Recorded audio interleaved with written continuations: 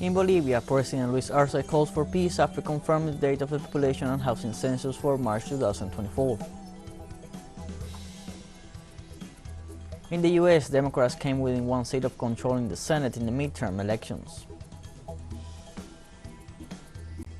And the government of Ethiopia and Tigray rebels agree in Nairobi to facilitate humanitarian access for the immediate care of civilians and combatants. The measure is aimed at easing the regions affected by the fighting.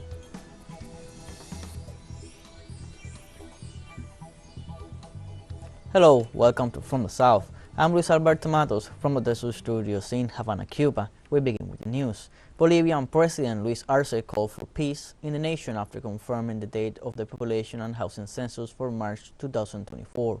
During a message to the nation, the Bolivian president assured that the national census will be carried out on March 23, 2024, and that the distribution of resources will be made in September of that year, which represents a month ahead in the delivery of resources compared to what was expected.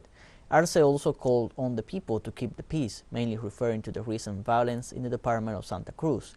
The Bolivian head of state also assured that his country is working to carry out a reliable and safe census, so the decision on the date of the census was taking into account the results of the technical commission.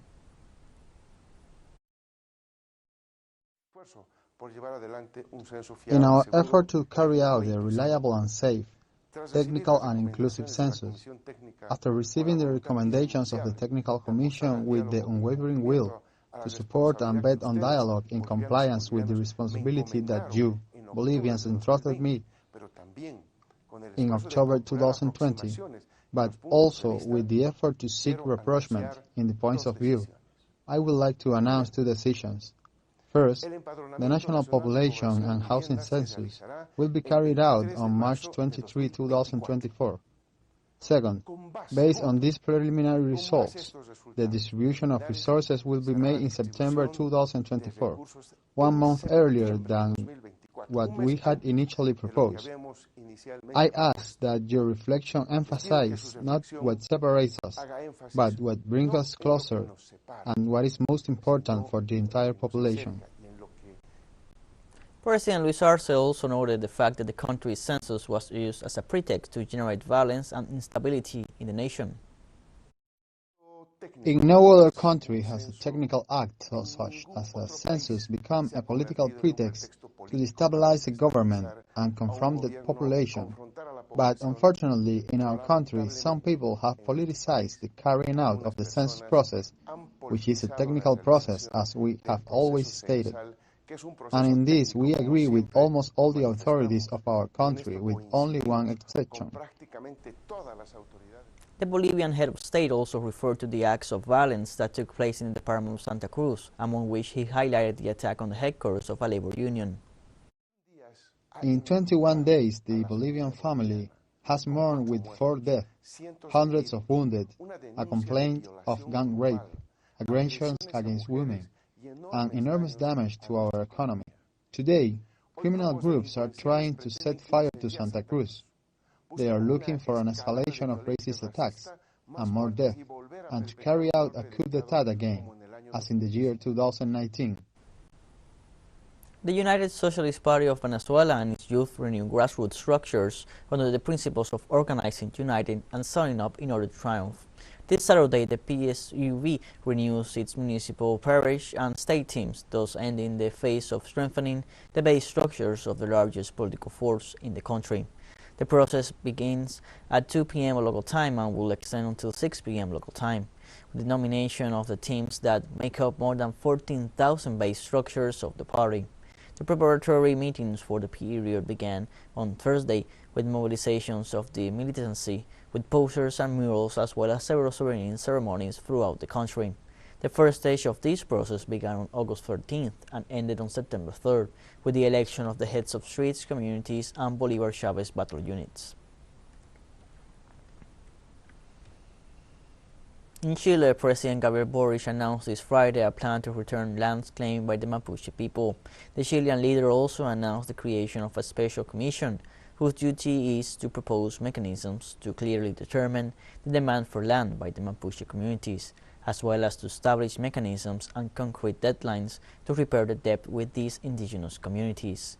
Boric assured that the Commission will not be in charge of making diagnoses and that it will take recommendations from national and international organizations. The head of state added that the study will be carried out to consider the land seized from the 19th century onwards, although he clarified that it will not be possible to restore all the lands.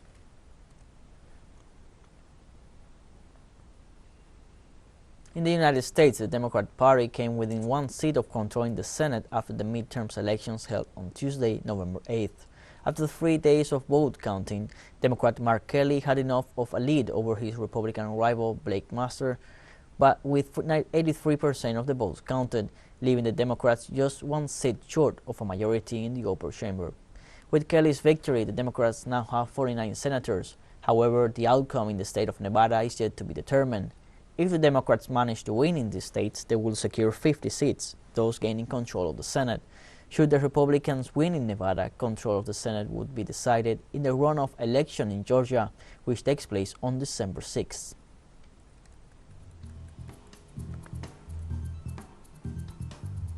Let's take a short break, but first, remember you can follow us on TikTok at the account at teleSUR English, in which you'll be able to see news in different formats, news updates, and much more. Other stories coming up. Stay with us.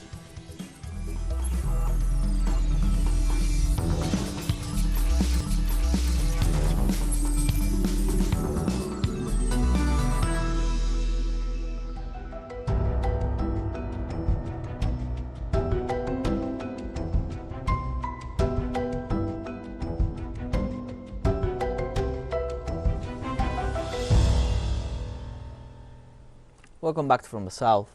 A Brazilian government report reveals that deforestation in the Amazon reached historic records in October. Environmental organizations warn that it is the worst figure for the month since 2015. On Friday, the Climate Observatory disclosed data from the National Institute of Space Research that point to an increase in deforestation alerts by 44.65%. The report details that only between August and October of this year, the accumulated deforestation reached 4,200 square kilometers, a figure that stands out with the 2,779 square kilometers deforested in the same period in 2021. Meanwhile, experts warn that deforestation in 2021 reached more than 13,000 square kilometers, representing an increase of 73% in relation to 2018.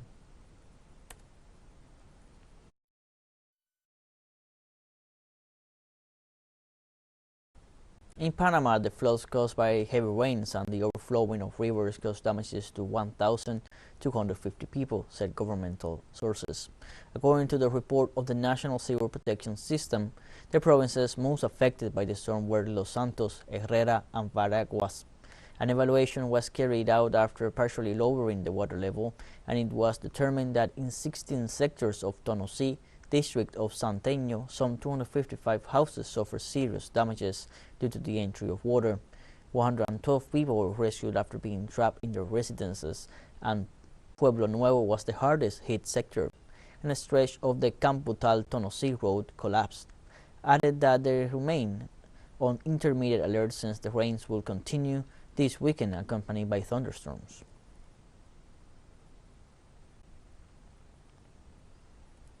Egypt's ambassador to the COP27 climate summit, Wael Abdul-Mak, said negotiations are progressing with divergences between developing countries and more developed states. At a press conference in the framework of the United Nations Climate Summit, the diplomat pointed out that there is a difference of perspectives on what came out of Glasgow regarding the threshold of warming in the framework of the climate crisis the world is going through. He questioned, however, that such differences would not compromise responsibility for emissions mitigation, something on which he said there is already consensus. As for the different views on loss and damage, the diplomat noted that negotiations are proceeding well, with the main conflict being over whether to create a fund exclusively dedicated to climate reparations or whether to provide funding through an existing mechanism.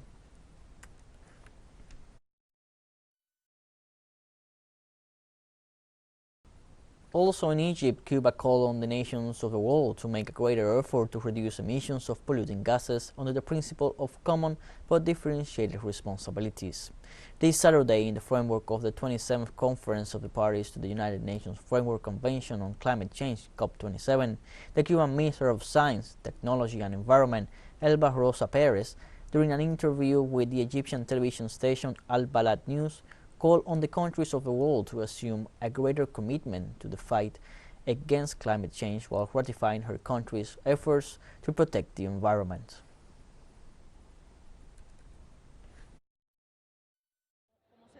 As we've been seeing year after year, deadlines are postponed, terms are proposed, developed countries really need, and this is one of the issues that the Cuban delegation and many others are raising here.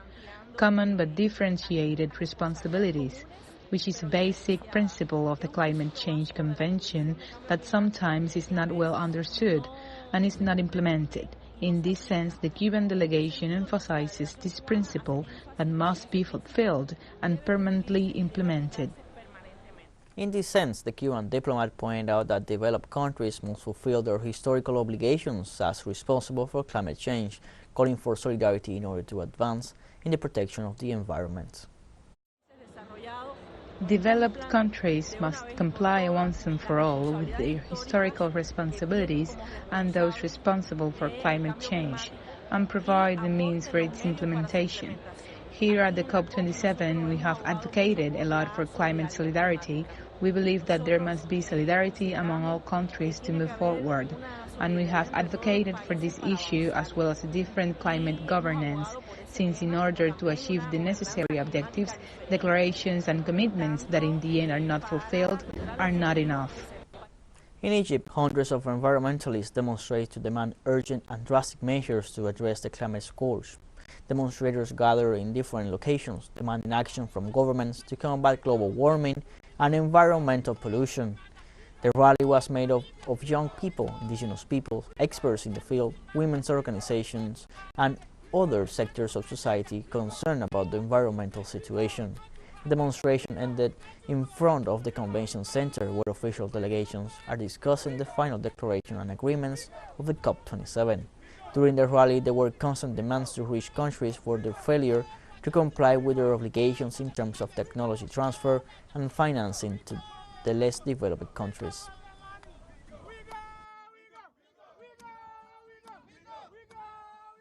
We want action. We don't want them to divert attention. We don't want side shows. We want climate action and we want climate justice. So as we march, let us march. Let our voice be heard. We cannot accept any decision here without the loss and damage, reparations, without indigenous people's issues inside. Our planet is dying because they are taking her blood every single day. We cannot accept that.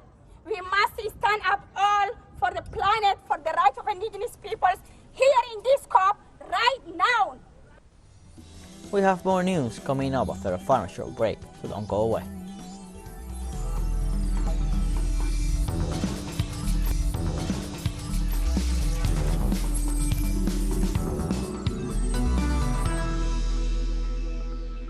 Welcome back from the south. Ethiopia's government and Tigrayan rebels agreed Saturday to facilitate immediate humanitarian access to all in need in war-stricken Tigray and neighboring regions. The senior commanders meeting between the government of the Federal Democratic Republic of Ethiopia and the Tigray People's Liberation Front agreed to facilitate unhindered humanitarian access. Nairobi, Kenya, 12 November 2022. The African Union Commission concludes the meeting of senior commanders following the signing of permanent cessation of hostilities agreement between the government of the Federal Democratic Republic of Ethiopia and the Tigray People's Liberation Front on the 2nd November 2022. The parties have agreed to facilitate unhindered humanitarian access to all in need of assistance in Tigray and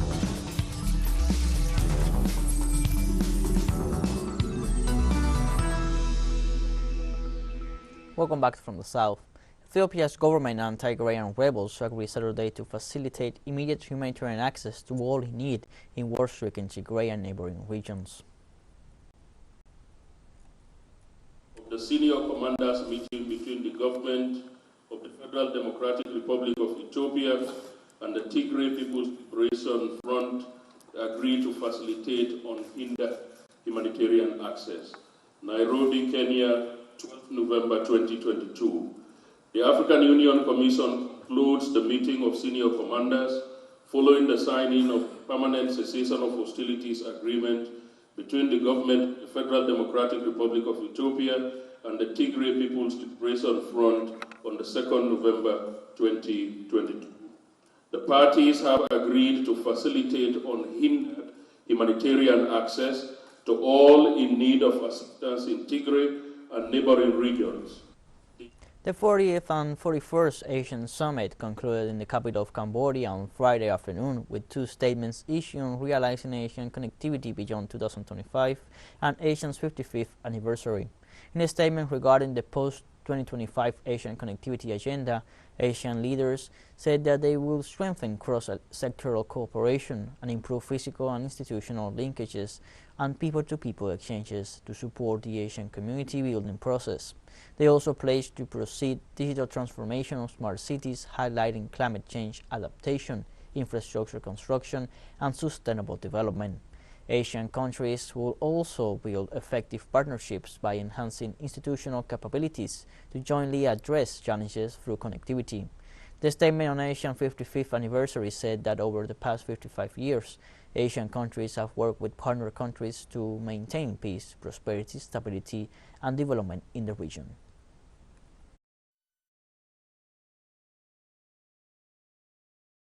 The situation in Myanmar is an unending nightmare for the people of the country and a threat to peace and security across the region. Indiscriminate attacks on civilians are horrendous and heartbreaking. Everybody has failed in relation to Myanmar. The international community as a whole has failed, and the UN is part of the international community. It is dramatic to see the suffering of the Myanmarese people. Russian Foreign Minister Sergei Lavrov met with his Vietnamese counterpart Bui Thanh Son on the sidelines of the Asian Summit in Phnom Penh on Saturday. According to the Russian Foreign Ministry, Lavrov also met with the foreign ministers of Indonesia, Laos, and Thailand.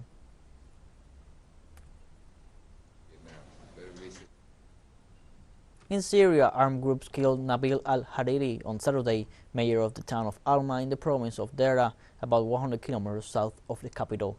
According to activists and local media, the gunman on a motorcycle fired at the official when he was in front of a local bakery, shooting him several times. This governorate has witnessed dozens of attacks and assassinations against military personnel, prominent social figures, and deserters who joined the reconciliation and returned to the ranks of the Syrian army. According to analysts, the gangs committing these acts aim to disrupt the results of the reconciliation process that this governorate witnessed and strengthen the presence of state institutions in the territory.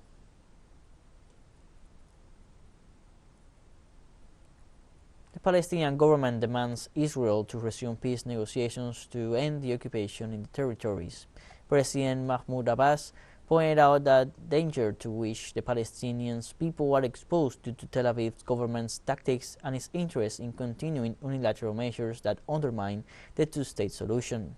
During a telephone conversation with Joseph Borrell, the European Union's representative for foreign policy and security, President Abbas reported on the recent escalation of Israeli violence in Palestine and therefore urged the resumption of a political process to end the occupation of the borderlands.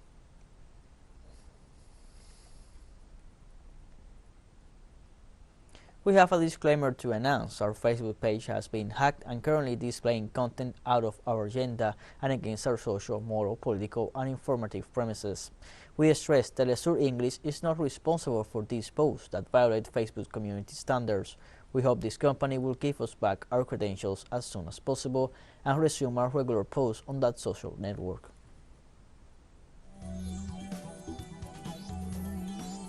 We have come to the end of this news briefing. You can find these and many other stories on our website at telesurenglish.net. You can also join us on social media, Facebook, Twitter, Instagram, Telegram, and TikTok.